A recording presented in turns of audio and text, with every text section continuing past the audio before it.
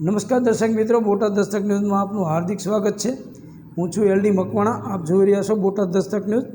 હવે પછીના સમાચાર વિગતવાર। નકશીકામ તોડી અડધા ફૂટની જગ્યામાંથી ચોર દેરાસરમાં પ્રવેશ્યો। CCTV।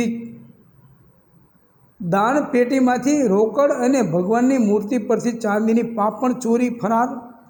સુરત શહેરના અડાજણ વિસ્તારમાં આવેલા રામજી મંદિર ઓવારા પાસેના એક જૈન દેરાસરમાં ચોરીનો બનાવ બનતા સમગ્ર વિસ્તારમાં ચકચાર મચી ગઈ છે।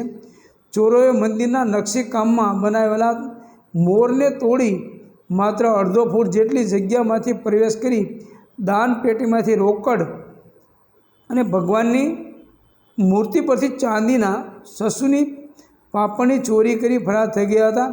સમગ્ર ઘટના CCTV કેમેરામાં કેદ થઈ છે, જેના આધારે અડાજણ પોલીસે ફરિયાદ નોંધી તપાસ હાથ ધરી છે। આ ઘટના રાત્રે 12:48 વાગ્યાની આસપાસ બની હતી। CCTV ફૂટેજમાં સ્પષ્ટપણે જોઈ શકાય છે કે બે ચોર દેરાસરની અંદર પ્રવેશ કરે છે। સૌપ્રથમ એક ચોર દેરાસરના નકશીકામમાં બનેલા મોરને તોડી તેમાંથી અંદર ઘૂસે છે। આ માટે તેણે માત્ર અડધો ફૂટ જેટલી નાની જગ્યાનો ઉપયોગ કર્યો હતો।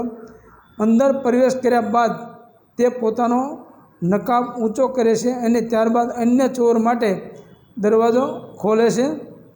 બંને ચોર દેરાસરમાં પ્રવેશ્યા બાદ સૌથી પહેલાં દાન પેટીને તોડી નાખે છે અને તેમાંથી રોકડ રૂપિયાની ચોરી કરે છે। ત્યારબાદ તેઓ ભગવાનની મૂર્તિ પરથી ચાંદીથી બનેલા સસુની પાપણ પર ચોરી કરી જાય છે। CCTVમાં ચોરોના હાથમાં એક રોડ અને ચોરી કરાયેલા રૂપિયા જોવા મળે છે। પોલીસના અંદાજ મુજબ કુલ 70,000 રૂપિયાથી વધુની મત્તાની ચોરી થઈ છે। આ સમગ્ર મામલે દેરાસરના ટ્રસ્ટીઓ દ્વારા અડાજણ પોલીસ સ્ટેશનમાં ફરિયાદ નોંધવામાં આવી છે।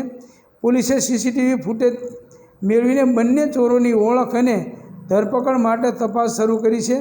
CCTVમાં ચોરોનો સ્પષ્ટ ચહેરો ન દેખાતો હોવા છતાં પોલીસે આસપાસના અન્ય CCTV ફૂટેજ પણ તપાસી રહી છે, જેથી ચોરો સુધી પહોંચી શકાય। આ ઘટનાથી સ્થાનિક લોકોમાં રોષ જોવા મળી રહ્યો છે। દર્શક મિત્રો, ચોરને એવું લાગ્યું હોય કે ભગવાનને ક્યાં પૈસાની જરૂર છે, અને આમ જોવા જઈએ તો ખરી વાત એ પણ છે કે ભગવાનને કાંઈ પૈસાની જરૂર છે નહીં। Botad Dastak news, LD Makwana, Botad.